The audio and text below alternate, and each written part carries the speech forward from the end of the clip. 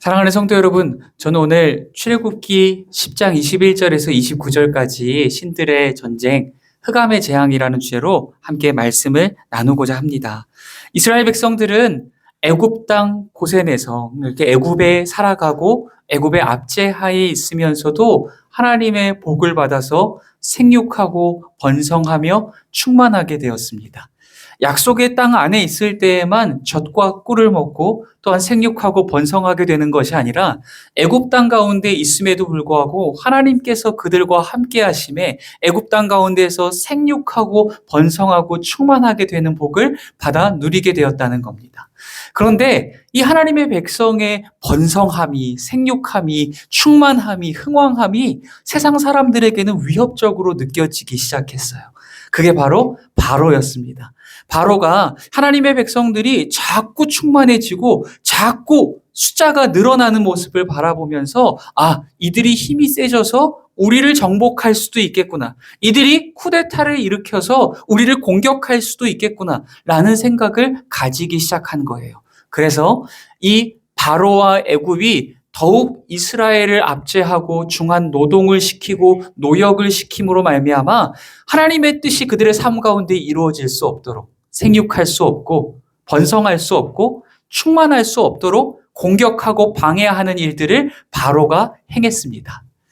이로 인하여서 하나님께서 이 애굽 땅 가운데 갖은 재앙을 내리시고 우박과 메뚜기를 보내버리심으로 하나님의 백성 이스라엘을 생육하고 번성하고 충만하지 못하게 만들려는 애굽과 또한 바로에게 그들이야말로 생육하고 번성하고 충만할 수 없는 상황으로 만들어버리세요.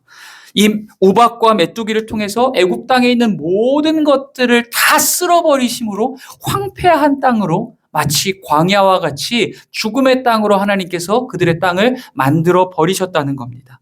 마치 창세기 1장 2절의 상태처럼 말이죠. 우리 창세기 1장 2절 한번 띄워주시겠어요? 우리 전반전 말씀인데요. 함께 읽어보겠습니다. 시작.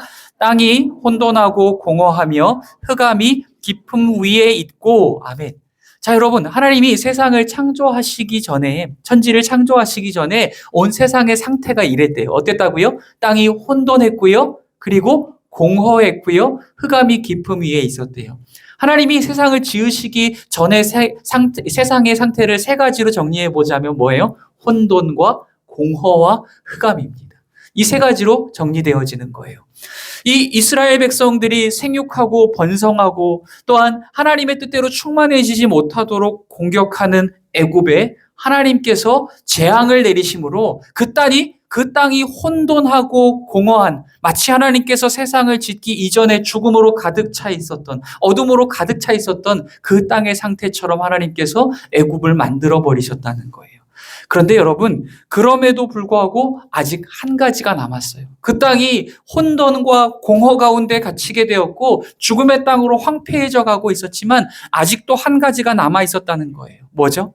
제가 아까 전에 말씀드렸다시피 이 하나님께서 세상을 지으시기 전에 세 가지 상태를 뭐라고 말씀드렸죠? 혼돈과 공허와 그리고 마지막 흑암입니다. 이제 흑암의 차례가 남은 거예요. 하나님께서 하나님께 거역하고 대적하는 자들 또한 그들의 세상을 혼돈하고 공허한 도무지 생명이 살 수 없는 죽음의 땅과 상황으로 만들어버리셨고 마지막 한 가지 남은 것이 흑암이었다는 겁니다. 오늘 본문 말씀 가운데서도 하나님께서 이제 그들에게 흑암의 재앙을 내리심으로 하나님의 은혜가 전혀 미쳐지지 않는 하나님이 태초의 천지를 창조하시기 이전의 상태로 애굽을 돌려버리려는 모습이 오늘 본문 말씀 가운데 기록되어져 있습니다. 자, 여러분, 이제 끝을 향해 달리는 이 재앙 본문의 9번째 말씀입니다. 어둠의 재앙에 관한 말씀, 흑암의 재앙에 관한 말씀을 함께 나눠볼 수 있도록 할게요. 여러분, 이 태양의 신 라라고 하는 것이 있거든요. 한번 띄워주시겠어요? 애굽은요, 이 레라고도 하고 이 라라고도 하는 이 태양신을 숭배하는 나라입니다. 이 애굽에는 신들이 너무나도 많아요. 우리가 아는 것들도 있지만 모르는 것들도 많이 있고요. 심지어는 우리가 애굽에 이런 신들이 있습니다 라고 나누었던 것들조차도 그 애굽 땅에 사는 모든 사람들이 그 모든 신들의 존재를 알고 있었을까에는 의문점이 남아있어요. 그만큼 엄청나게 많은 신들이 그 땅 안에 존재했다라는 거예요. 마치 오늘날의 일본처럼 눈에 보이고 손에 잡히는 건 다 신으로 섬겨버리는 나라가 이 나라였다는 거예요. 그러나 많은 학자들이 공통적으로 이야기하는 모든 사람들이 인지하고 섬기는 신이다라고 인정할 수 있는 것은 무엇이었냐면 바로 이 태양신이었습니다. 이 태양신 라, 태양신 레라고 하는 존재였어요. 여러분, 마치 이 태양신은 애굽 세계 가운데서 온 세계를 창조하고 관장하고 다스리는 존재로 여겨졌습니다. 누구처럼요? 마치 우리 창조주 여호와 하나님처럼요. 온 세상을 창조하고 관장하고 또한 그 안에 섭리하고 다스리는 존재가 저 태양신으로 여겨졌다라는 겁니다. 이 태양신을 섬기는 애굽은요, 자타공인 태양의 나라였습니다. 그런데 하나님께서 이 태양의 나라 가운데 태양을 치시고 태양을 죽이시고 또한 흑암으로 가득 채우시는 일이 말씀 가운데 기록되어지고 있다는 겁니다. 그런데 오늘 본 말씀 가운데 보시면 21절 말씀 함께 읽어보겠습니다. 21절 함께 읽겠습니다. 시작. 여호와께서 모세에게 이르시되 하늘을 향하여 네 손을 내밀어 애굽 땅 위에 흑암이 있게 하라. 곧 더듬을 만한 흑암이리라. 아멘. 자, 여러분, 마치 하나님께서 창조의 때에 아무것도 없는 그곳에 흑암의 깊음 외에는 존재하지 않는 그 상태처럼 애굽을 하나님께서 만드시겠다라고 말씀하세요. 마치 하나님께서 아무것도 없는 그곳에 빛이 있으라라고 처음 말씀하셨던 것처럼 이제는 애굽을 향하여서 어둠이 있으리라라고 말씀하십니다. 이는 하나님께서 애굽에 태양신을 치신 거예요. 그들이 신으로 여기고 있고 온 세상을 창조하고 관장하고 다스리는 존재로 여기고 있던 이 태양의 신을 친 겁니다. 하나님은 이를 통해서 이 태양신은 존재도 하지 않는 신이고 헛된 신이며 하나님의 피조물일 뿐임을 나타내신 거예요. 하나님의 능력과 권능으로 태양을 가려내시고 흑암으로 채워내셨다면 태양신보다 당연히 하나님이 더 권능이 있는 신으로 받아들여야 하는 것이 맞습니다. 또한 하나님이 만드신 피조물을 신으로 섬기는 것이 얼마나 어리석은 일인지 깨닫게 하시기 위해서 하나님께서 태양의 나라인 이 애굽 가운데에 태양을 치시고 가리시고 어둠으로 흑암으로 그 땅을 가려버리시는 역사를 행하신 겁니다. 애굽 가운데에 임한 이 어둠은요, 마치 창조 이전에 흑암의 깊은 것만큼이나 어두운 것이었습니다. 어찌나 그 어둠이 깊었던지 아무것도 볼 수 없고 더듬어 만지지 않고서는 마치 짐승과 같이 엎드려서 땅을 이렇게 만져보면서 더듬어보면서 한 걸음 한 걸음 기어가지 않고서는 움직일 수 없고 살 수 없는 상태로 하나님께서 그렇게 만들어 버리셨다는 겁니다. 그 깊은 어둠은 애굽 땅에서 무려 3일이나 지속되었으며 이 바로와 그의 신하들과 모든 애굽인들은 제자리에서 일어나지조차 못했다라고 이야기해요. 한 줄기의 빛조차 틈타지 못하는 완벽한 어둠의 상태였다라는 걸 이야기하고 있습니다. 깊은 어둠을 헤매이면서 마치 이 땅을 이렇게 막 기어다니면서 만져보고 다니는 이러한 사람들의 모습이 여러분 무엇을 떠올립니까? 마치 짐승 같은 거죠. 마치 짐승처럼 네 발로 기면서 더듬더듬 만져보면서 일어날 수조차 없는 상태. 여러분, 하나님께서 일부러 하나님이 아닌 피조물을 섬기는 이 애굽 백성들, 그들의 본질이 무엇이고 그들의 정체성이 무엇인지를 이 흑암의 상태 가운데서 느끼고 경험하게 하신 거예요. 뭐예요? 짐승과 다를 바가 없다라는 거예요. 하나님을 섬기지 않고 또한 하나님을 예배하지 않는 자들의 정체가 이 앞을 볼 수 없는 흑암 가운데 갇혀서 죄와 사망 가운데 헤매이다가 짐승처럼 살아가다 영원한 죽음을 향하여 떨어져 갈 수밖에 없는 안타까운 인생임을 깨닫게 하시기 위하여 그 흑암을 애굽 땅 가운데 내리신 겁니다. 애굽의 태양이 빛을 잃고 흑암에 빠지게 되자 여러분 이제 바로가 어떻게 반응했을까요? 이제라도 하나님의 위대하심을 깨닫고 자기의 완고함과 완악함을 강팍함을 포기한 채 하나님의 말씀에 따르게 될까요? 우리 이 말씀을 통하여서 함께 확인해 보겠습니다. 24절 말씀, 본문 24절 말씀 함께 읽겠습니다. 바로가 모세를 불러서 이르되 너희는 가서 여호와를 섬기되 너희의 양과 소는 머물러 두고 너희의 어린 것들은 너희와 함께 갈지니라. 아멘. 자, 여러분 지난 시간 가운데에는 이 바로가 뭐라고 이야기했어요? 너희의 어린 아이들을 두고 가라 라고 이야기했어요. 어린아이들을 두고 가라는 이유는 뭐예요? 어린아이들을 걱정하고 배려함입니까? 아닙니다. 어린아이들을 데려가면 다시는 돌아오지 않을 거라고 생각했기 때문이에요. 그래서 어린아이들을 인질로 포로로 볼모로 잡아놓기 위해서 너희 장정만 가라 라고 이야기했던 거예요. 그런데 이것으로 먹히지 않으니 이번에는 뭐라고 이야기합니까? 너희 소와 양과 가축들은 두고 가라 라고 이야기하는 거예요. 양과 소까지는 못 주겠다는 거예요. 너희가 너희의 자의대로 너희의 신을 섬기기 위해서 땅을 떠나는 건 뭐 그래 오케이. 그러나 가축까지는 안 된다라는 거예요. 여러분 이 바로의 속내 안에는 가축을 데려감으로 인하여서 농사를 짓고 먹고 살 수 있는 상황이 되어지면 이들이 다시는 돌아오지 않을 걸 계산했기 때문일 수도 있어요. 그들이 가축도 데려가지 않음으로 인해서 농사도 지을 수 없고 잡아먹을 짐승도 없음으로 인하여 너희들이 밖에 나가서 얼마나 버티겠느냐. 집 밖에서 어디 한번 고생해보고 돌아와라 라고 하는 의미로 가축을 내어주지 않은 것일 수 있어요. 그러나 그보다도 사실은 이 모세와 이스라엘에게 가축을 데려가는 것은 훨씬 중요한 일로 여겨지는 것이었어요. 그냥 양이나 소 뭐 있어도 그만 없어도 그만이 아닌 거예요. 이 이스라엘 백성들에게는 또한 모세에게는 생명을 걸고 이것들을 데려나가야만 하는 이유가 있었다는 거예요. 여러분 그 이유가 뭘까요? 왜 이스라엘 백성들에게, 왜 또한 모세에게 이 가축이라는 것이 그렇게 중요한 것이었을까요? 바로가 이제라도 이 가축 다 두고 너희의 가족들만, 너희의 사람들만 챙겨서 떠나라라고 할 때, 지금이라도 우리가 살아야겠다라고 하는 마음에 가축이 웬 말이냐. 그냥 맨몸으로 살 수만 있다면 나가야겠다라고 하는 마음으로 다 버리고 나가면 이룰 수 없는 것이 있기 때문이에요. 가축이 있어야만 이룰 수 있는 것이 있기 때문이에요. 여러분 왜냐면은요. 한번 기억해 보시겠어요? 하나님께서 이스라엘을 구원하시려는 목적이 뭘까요? 이스라엘이 지금까지 고난과 고통 가운데서 힘겨운 삶을 살아왔으니 이제 고생 좀 그만해라. 고생 끝, 행복 시작. 이런 것을 하나님께서 허락해 주시기 위해서 구원하시려고 했던 걸까요? 하나님께서 그들을 약속의 땅으로 부르시려는 이유가 뭡니까? 하나님이 그들을 구원하시려는 목적이 뭐예요? 하나님은 분명히 말씀하십니다. 저들이 이스라엘이 광야에서 나를 섬기게 하려 함이라. 이스라엘이 약속의 땅에서 나를 예배하게 하려 함이라라고 분명히 말씀하십니다. 그 섬김과 예배가 뭐예요? 곧 제사를 의미하는 겁니다. 양과 소를 통하여서 피의 제사를 하나님 앞에 올려드리고 하나님을 예배하며 하나님과 동행하는 삶을 살아가게 하기 위해서 그들을 구원하려 하신 거예요. 사랑하는 성도 여러분 기억하시길 바랍니다. 우리의 구원의 목적은 무엇일까요? 우리의 근심과 염려가 사라지게 하는 것일까요? 우리의 삶에 놓여진 문제와 또한 환난과 역경 가운데서 우리를 건져주시기 위함입니까? 아닙니다. 하나님께서 우리를 구원하시는 목적은 단 한 가지예요. 오직 하나님을 섬기고 예배하게 하시기 위함인 줄 믿습니다. 사랑하는 성도 여러분, 하나님을 예배함이 우리의 인생과 생명의 목적이라는 것을 기억할 수 있는 저와 여러분 되시기를 간절히 소원합니다. 여러분 만약 바로가 오늘 저와 여러분에게 그런 요구를 했다라면 어떻게 반응하시겠습니까?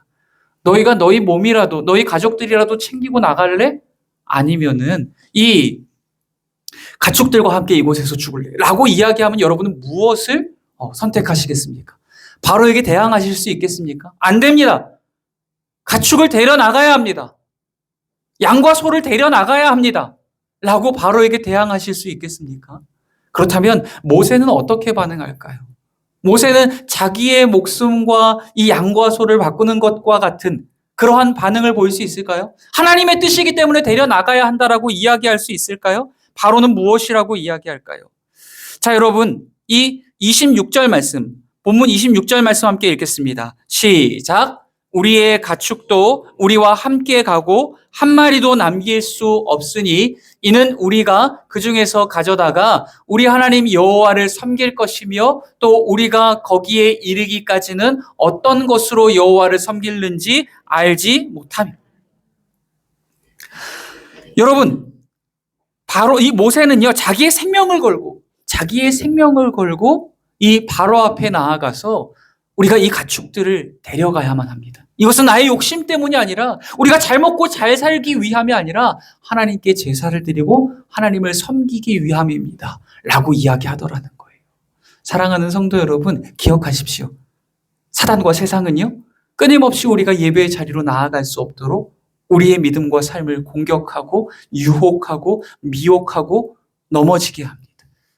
하나님께 나아갈 수 없고 하나님을 섬기는 자리로 나아갈 수 없고 하나님을 예배하는 자리로 나아갈 수 없도록 계속해서 공격한다는 거예요. 갖은 핍박과 환난과 고난과 역경과 유혹과 시험으로 우리의 믿음을 공격하고 우리의 예배를 공격해 올 겁니다. 여러분, 그러한 상황 가운데서도 믿음을 지키며 나는 하나님을 예배하겠노라, 나는 하나님만을 섬기겠노라 라고 이야기하실 수 있겠습니까? 여러분, 우리가 지난 코로나의 시간 가운데 겪어내지 않았습니까? 교회를 다닌다는 이유만으로 손가락질을 받게 되어지고 주일날 교회 다녀왔다라는 이유로 억울하게 직장에서 따돌림을 당하고 잘릴 수 있는 상황들을 우리가 마주했어요. 우리의 삶 가운데에는 그러한 요소들이 많이 있다라는 거예요. 세상은, 사단은 끊임없이 우리의 믿음을 빼앗고 우리를 예배의 자리로 나아가지 못하도록, 하나님을 섬기는 자리로 나아가지 못하도록 여러 가지 요소들을 가지고 계속해서 유혹하고 시험하고 공격하고 미혹해 올 겁니다. 그러한 상황 가운데에서 나는 하나님을 섬길 것입니다, 나는 하나님을 예배할 것입니다, 그것이 내 삶과 생명의 목적이고 내가 살아가는 이유입니다. 이렇게 여러분, 하나님을 향하여서 믿음을 올려드릴 수 있는 저와 여러분이 될 수 있기를 주의 이름으로 축복합니다. 자, 여러분, 바로의 제안에 대해서 모세가 거부하자 바로가 어떻게 반응합니까? 우리 28절 말씀, 본문 28절 말씀 함께 읽겠습니다.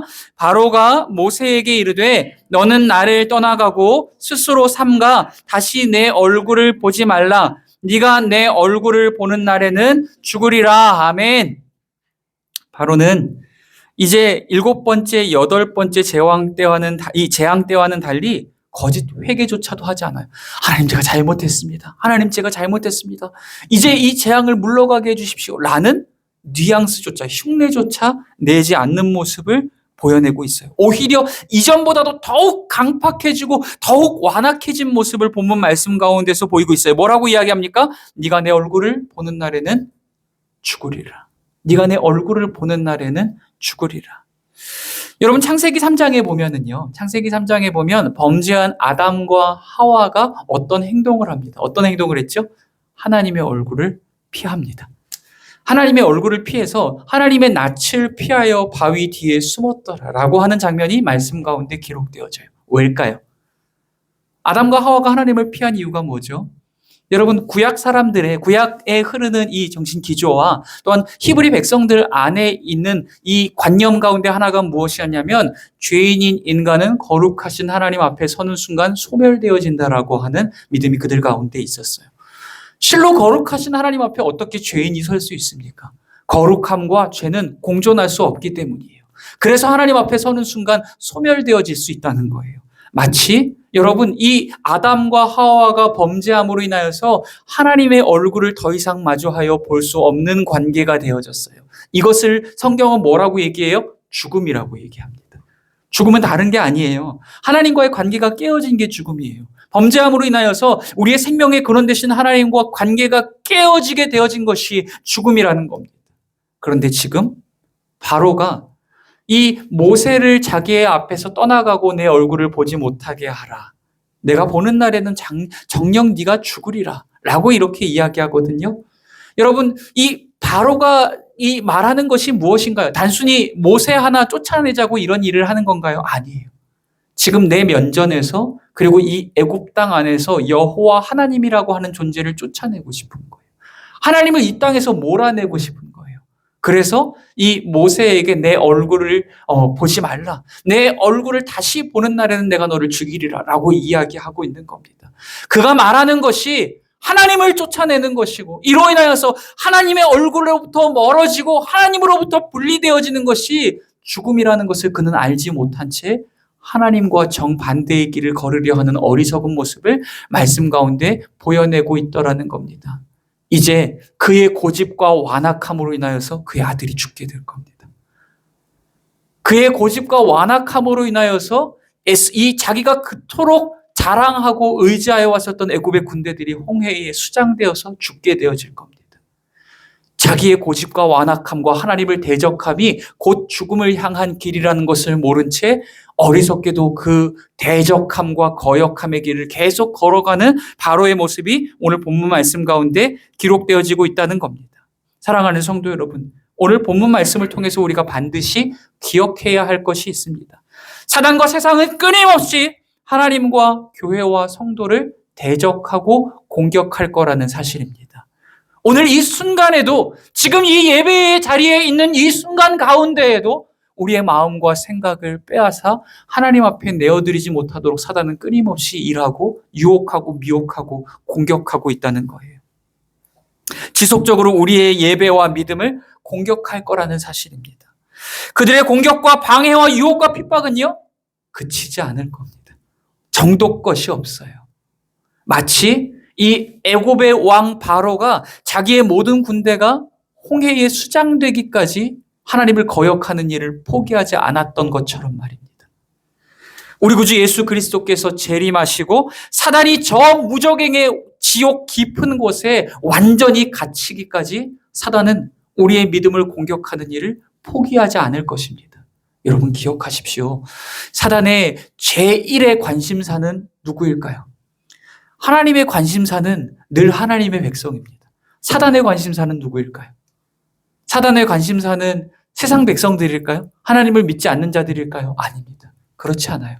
사단의 관심사도 하나님의 백성들이 어떻게 해서든지 그들의 마음을 빼앗고 그들의 시선을 빼앗고 그들의 생각을 빼앗고 하나님 앞에서의 그들의 삶의 자리를 빼앗고 예배의 자리를 빼앗아서 자기의 백성 만들어 영원한 지옥으로 동행하여 데려가려고 지금 이 순간에도 발악을 하고 있다는 거예요. 우는 사자와 같이 우리를 삼키려고 으르렁대고 있다는 사실을 기억하시기를 바랍니다.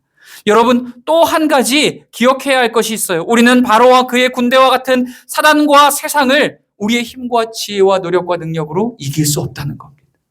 아무리 노력하고 아무리 애써봐도 우리가 그 죄의 유혹을 우리의 힘과 노력과 능력으로 이길 수 없다는 거예요. 그래서 우리는 또 넘어질 겁니다. 우리는 또 죄와 세상의 유혹 앞에 넘어지고 실패할 거예요.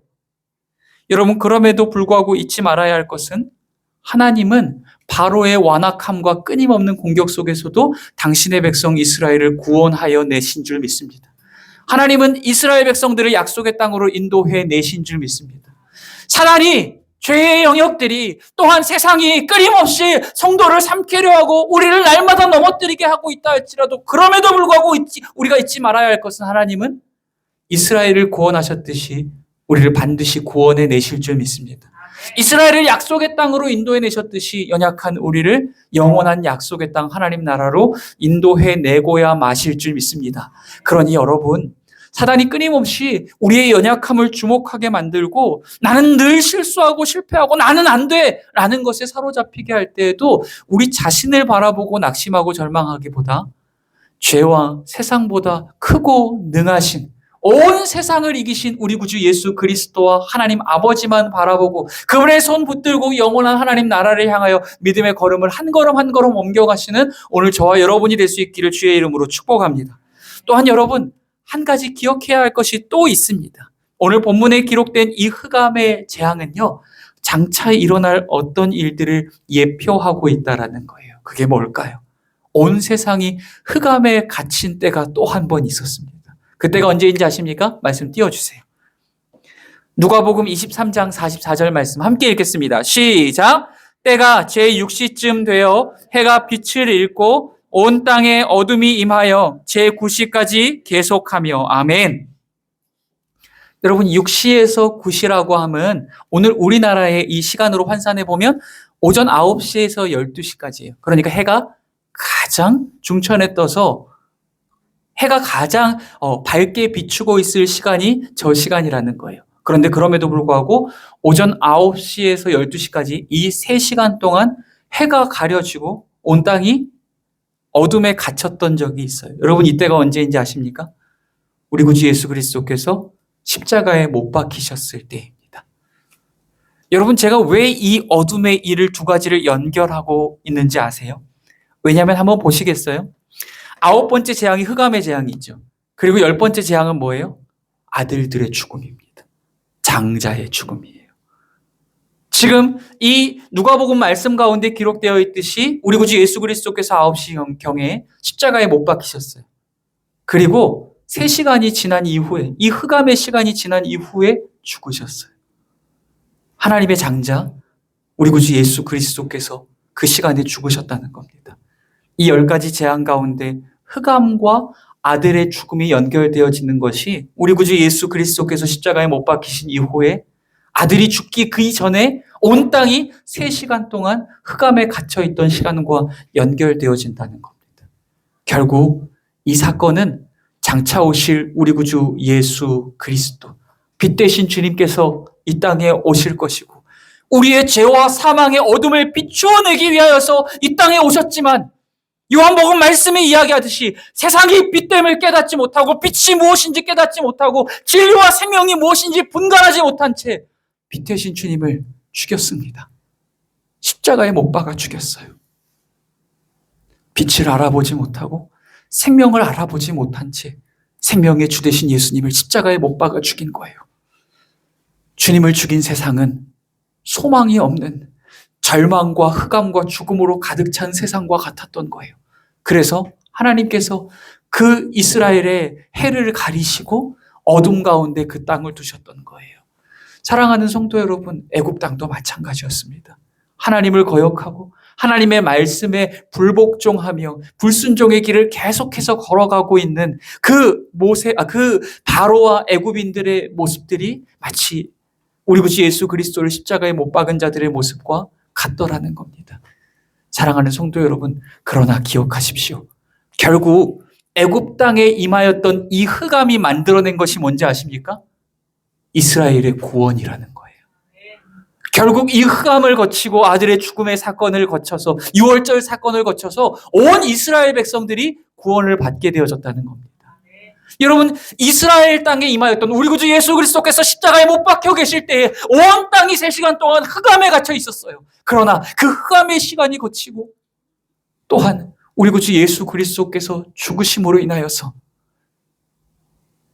예수 안에 머물던 그 생명의 빛이 예수를 믿는 모든 자들에게 나누어지는 놀라운 은혜와 축복이 우리에게 주어지게 된 줄 믿습니다. 흑암 가운데 거하던 우리, 빛을 잃어버리고 생명의 소망을 꿈꾸지 못한 채 죄와 사망 가운데서 태어나고 살아가고 죽어갈 수밖에 없고 영원한 지옥을 향하여 달려갈 수밖에 없던 우리의 인생 가운데 빛 대신 그분께서 죽으심으로 자기의 빛을 우리에게 나누어 주셨다는 겁니다. 그 우리 구주 예수 그리스도를 믿는 자들만이 우리 안에 있는 죄와 사망의 어둠을 밝혀낼 수 있고 그분의 손 붙잡고 영원한 약속의 땅에 들어가게 될 줄 믿습니다. 그 예수 그리스도, 그분만이 우리의 빛이시오. 그분만이 우리의 진리이시오. 그분만이 우리의 길이시오. 그분만이 우리의 생명이심을 믿고 오직 그분 한 분만 부여잡고 믿음의 길을 끝까지 걸어가시는 저와 여러분이 될 수 있기를 주의 이름으로 축복합니다.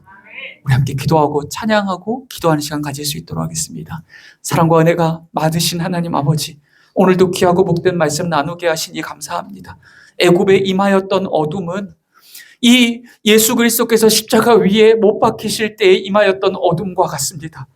그리고 또한 예수 없이 살아가고 있는 이 패역함에 갇혀있는 이 세대의 모습과도 같습니다. 하나님, 예수 없는 삶은 흑암에 갇힌 삶이요, 죄와 사망에 갇힌 삶이요, 아무런 생명의 소망이 없는 삶임을 기억하게 하여 주시옵소서. 우리의 빛이시요, 우리의 진리시요, 우리의 생명 되신 예수 그리스도만 생명줄과 같이 붙들고 그분 손 부여잡고 영원한 약속의 땅을 향하여 한 걸음 한 걸음 믿음의 걸음으로 옮겨 나아갈 수 있는 저와 모든 성도님 될 수 있도록 인도하여 주시옵소서. 함께 하시길 소원합니다. 거룩하신 예수님 이름으로 기도드립니다. 아멘.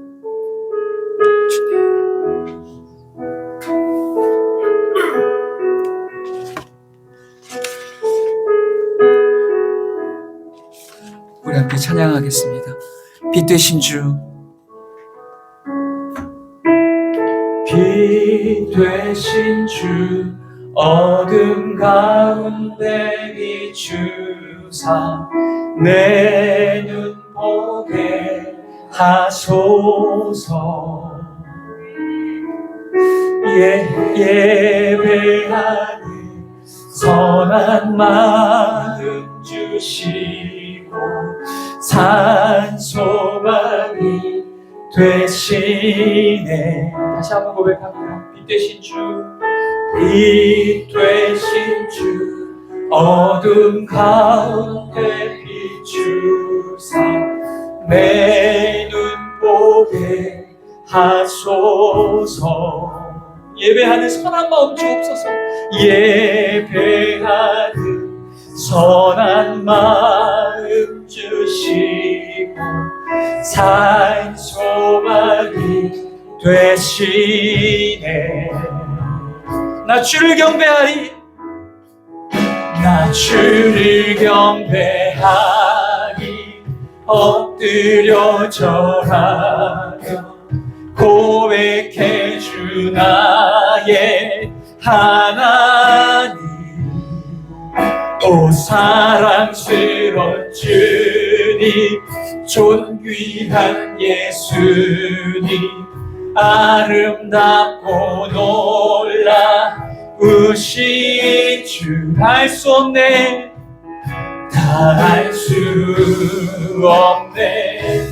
주의 은혜, 내 죄 위한 주 십자가, 알 수 없네, 다 알 수 없네. 주의 은혜, 내 죄 위한 주 십자가. 나 주를 경배하리. 나 주를 경배하리. 엎드려 절하며 고백해 주 나의 하나님. 오 사랑스러운 주님, 존귀한 예수님, 아름답고. 우리 마지막으로 두 손 들고 함께 찬양합니다. 나 주를 경배하리. 나 주를 경배하리. 엎드려 절하며 고백해 주 나의 하나님. 오 사랑스러운 주님, 존귀한 예수님, 아름답고 놀라우신 주. 사랑하는 성도 여러분, 예수가 없는 우리의 인생은 죄와 사망의 흑암에 갇힌 인생,